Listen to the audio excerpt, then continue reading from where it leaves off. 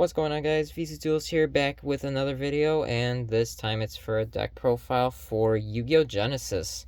So unfortunately I wasn't able to go to my local's first tournament, but this time I was finally off and was able to go. Was kind of debating whether I wanted to do something different like Virtual World or something I'm familiar with like Fire King, but ultimately I decided to go with a XYZ deck, as you can see in the title, Onomat, along with some other spicy stuff. And yeah, I was not prepared for this tournament at all. Like, everything was still, like, I was maybe missing a good 15 cards in the main, and my side deck wasn't even built going to the locals.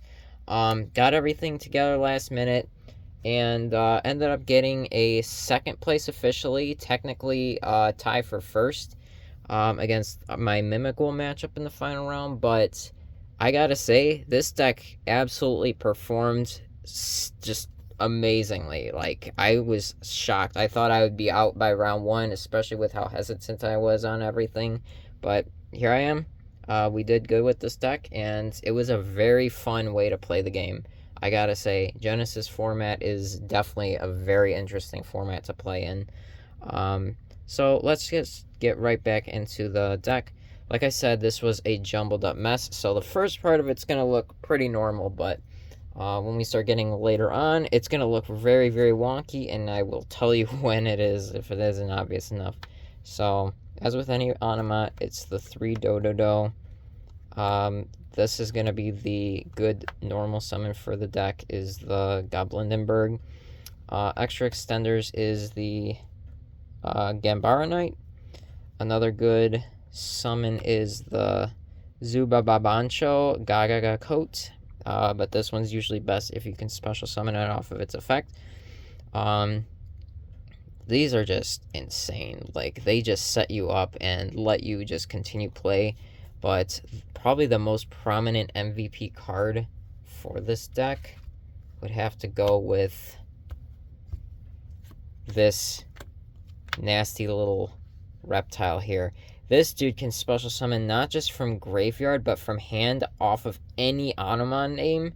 So it doesn't even matter what it is that you control, you can special summon this out of hand or graveyard, versus the glove that you had to have it in the graveyard, and you had to control either a Go or a Do-Do-Do monster. So kind of situational, albeit that it does work perfectly with the Do-Do-Do warrior.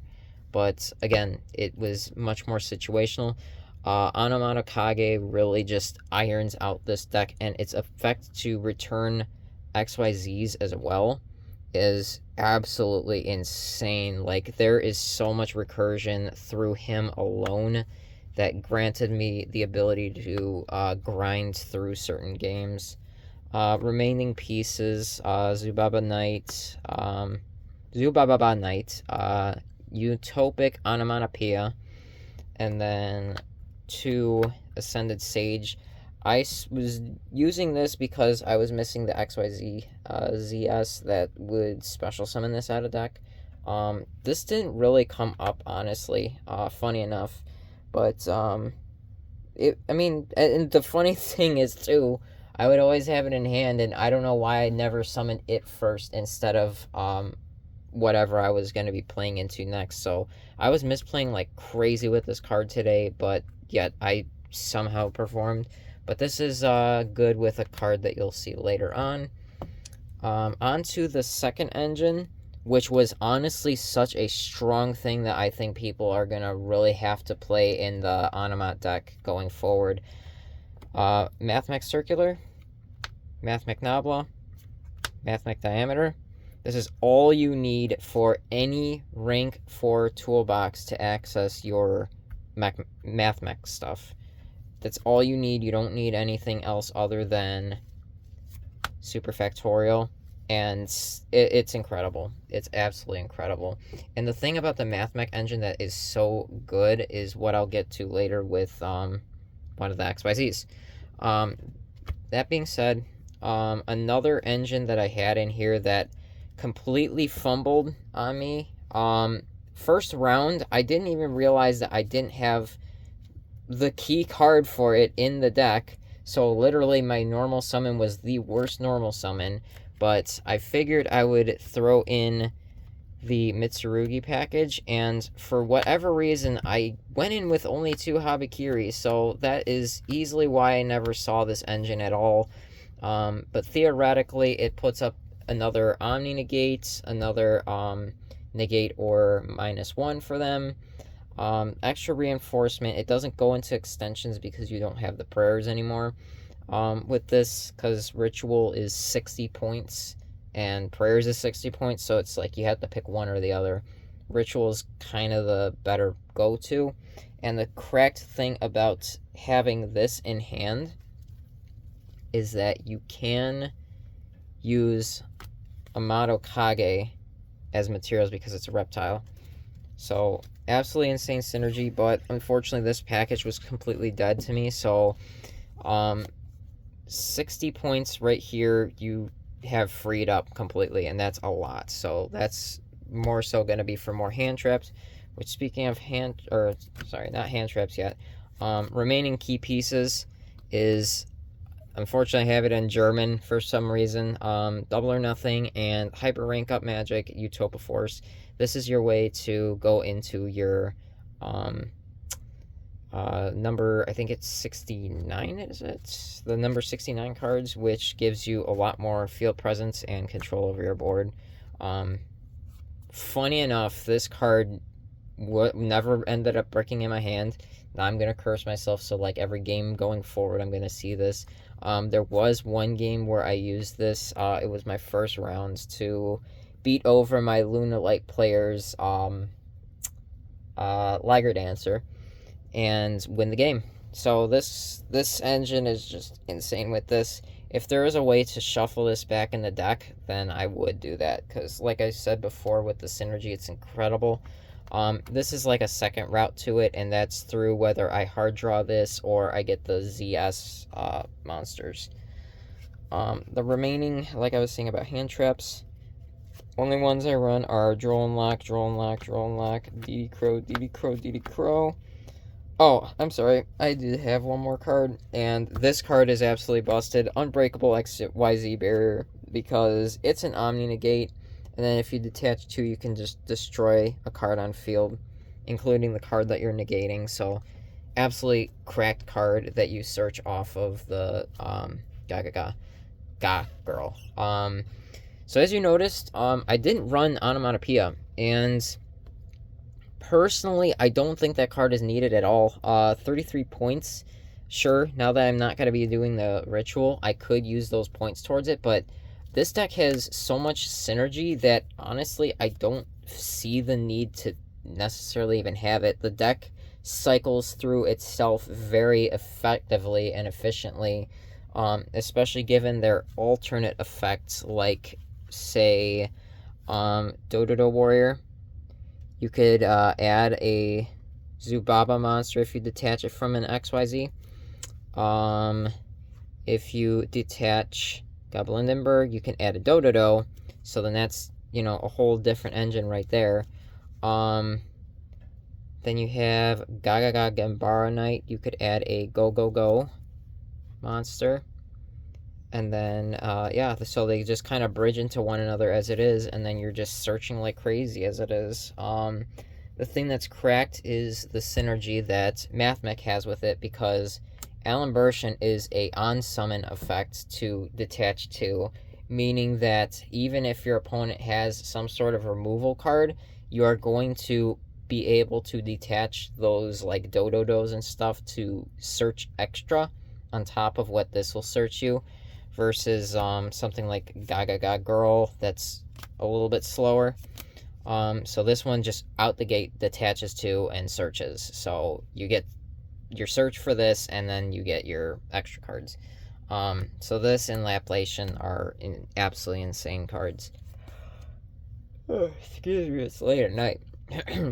Anyways, so like I said about the recursion, the Onomata Kage, you could return this and use it again later on in the duel, which is absolutely insane. This thing is a Trishula slash Sure Egg on crack. It's just absurd how powerful the Mathmech engine is, and it proved so good in this tournament. That being said, so that's the Mathmech engine. Then you got Gaga Girl, Gaga Magician. Gaga Girl with any of the Onomat cards lets you search for your Omni Negate. Gaga Magician is your way to access the upcoming card. That is Utopic Future, which then leads into Utopic Draco Future, which is a very insane card and a nice wall that's very difficult for your opponent to get over. But that being said, more generic cards, Exciton, Daigoso, Emerald, Eclipse Twins. These two are for recursion purposes, and again, if you get these two stuck in the graveyard, you could just either use... And that's the thing that's insane about this deck. There is so much recursion power to it. Gaga Magician can bring back the Eclipse Twin and bring that live again.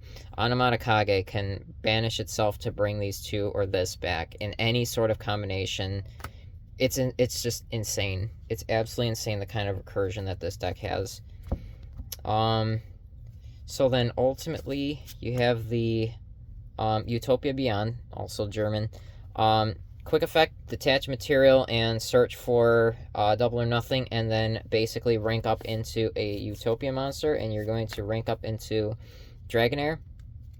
Dragonair will then detach two materials, the one that was existing under the Utopia Beyond, as well as Utopia Beyond, to summon this guy, which if anybody's played the Heraldic Ryzeal, you're all too familiar with this, because what this does is it gets you this, which is another wall that your opponent can't really destroy so easily. Insane card. And then Utopia, because why not? It'll work in tandem with the ZS, and then I use this to game my Lunalight in round 1. And as you can tell, that was actually 14 cards, because I was dumb enough to, again, rush everything last minute and not have another card. So the card that's missing is the other one that uses two of the same rank XYZs, similar to like this one, but it gains attack based off of ranks on the field and then in your opponent's graveyard as well. That one is the big beater of the deck, and that's what is ultimately missing out of this 14 card extra. But yeah, that's the extra deck. Again, so much recursion that you're just gonna return everything back and then reuse it. It's I love it. But anyways, side deck, completely unestablished as well. But ultimately, I'm just thinking board break. I've noticed a lot of decks do XYZ summoning in this format, so I figured I'd play the Flying Sea. It's 0 points, and it specifically locks XYZs. I mean, it's a floodgate that stops your opponent from XYZ summoning. So any XYZ deck that you play against, dead. It really will then kill, like, the Fire King engine if they're trying to go into the Garunix Eternity. It's like, good luck with that. So then that's that, and then two more. So then, like I said, board breaker. Board breaker. We're just stopping the monsters. And then as for spell and trap, we just do triple twin twister, triple cosmic, because we don't like certain back rows sometimes. It's like I said, just a work in progress. I think everything is so easy to deck build and play for right now because there is no established meta in this game right now. So that's why I think I ultimately won this tournament. I'm gonna kind of discredit myself in a way, but that doesn't go to say that this engine wasn't powerful or anything. Like I said, I think the Mathmech engine, as well as just all the recycling, is what the powerhouse of this deck really is. The one thing I noticed I was struggling the most with is pushing through certain boards, hoping that my opponent doesn't interact with stuff. So it's a matter of finding, I guess, additional extenders for those Mitsu spots now. But there's definitely going to be a little bit more looking into for this deck. But all in all, this was a great experience of a tournament. It was a very fresh way to play the game. It really had me thinking of my plays. Round 1 was Lunalight. That was the round that I normal summoned Saji, tried to search for a ritual to realize that I didn't put ritual in the deck. I put some filler card instead in its place. So then after that, I switched it out, got the right card in. We weren't doing deck lists, so I got to repair my deck. But ultimately, like I said, the ritual never even came up because the Haba just never showed up in my hand, and Haba never showed up in my hand because I only ran 2. So that was ultimately the thing that was just crippling my ability to play. But all in all, the Mitsu engine didn't really feel all that rewarding. Didn't feel all that worth it. So that's just going to be either hand traps or some sort of additional, like, pushing through boards sort of thing. But anyways, guys, thanks for watching. Hopefully I can record some duels for this format. I wanted to today, but I was rushing everything so last minute. And then plus my round 2 opponent was somebody that doesn't frequent my locals for like regular locals, so it felt a little awkward if I was gonna ask him to record. And then round 3, so round 1 was Lunalight. I went 2-0. My opponent scooped the moment that they saw that I got out the number 69, because they said that they had no out for it. Once I hit board with this, then they just scooped, and I was kind of surprised because it's like, I'm pretty sure I would have been trying to play around it, thinking that they might have had something later. But then he asked me deck count, and he said that he would deck out before me, so he scooped, and I was kind of disappointed with that because honestly, I was in a losing position.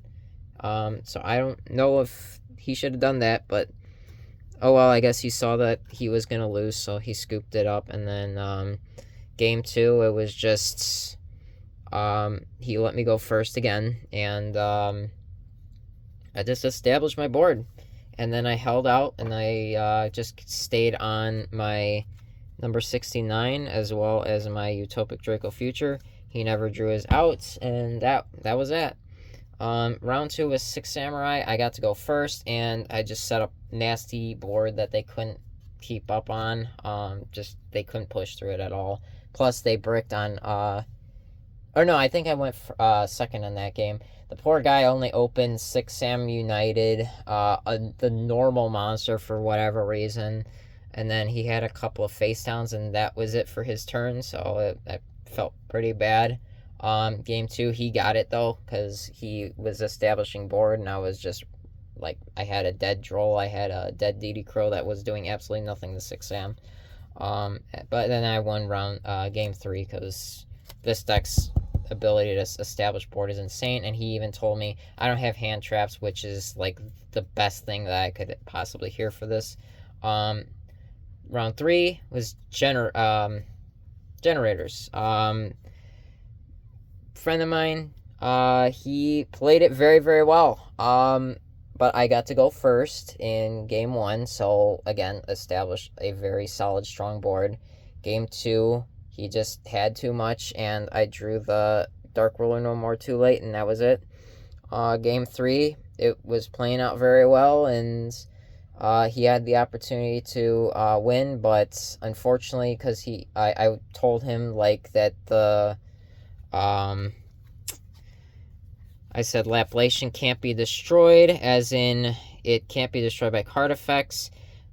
He was under the impression that it couldn't be destroyed by battle if I detached the material, so he didn't attack it, which, had he done that, I wouldn't have had the Omni Negate to stop him from extending further. So unfortunately, it was just a miscommunication there, and felt kind of bad, because he could have been in a pretty good, strong spot. He would have taken my Utopic Draco Future, and then I would have been struggling to play through whatever he had. But that being said, I did win my third round. And then my final round was Mimighouls. I got to go first.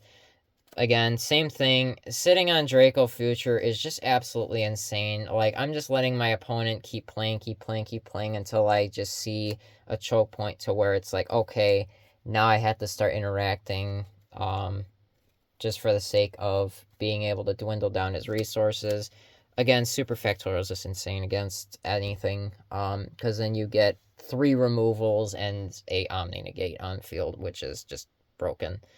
Game 2, he just had it. Like, I think it was a Droll, but then he just had too much gas, and I just had nothing to really push through, essentially breaking. And then the last game, again, it was such a close grind game, and we were doing so well. I did end on a misplay where I used my Omni Negate counter trap against a Typhon.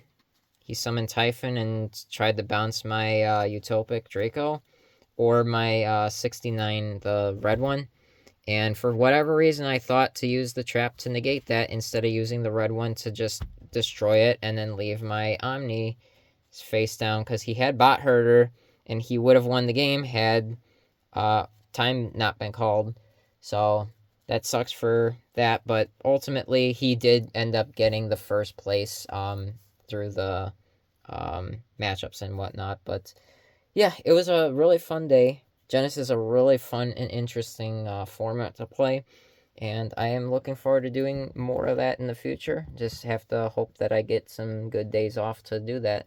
Anyways, guys, thanks for watching. Sorry that this dragged on for a little while. I just figured I'd go a little in depth on the matchups and stuff, because honestly, like I said, I had a lot of fun. So I'm kind of sorry dumping my passion of today onto you guys. But anyways, guys, this is VZ Duelist signing out. Thanks for watching. Have a good one.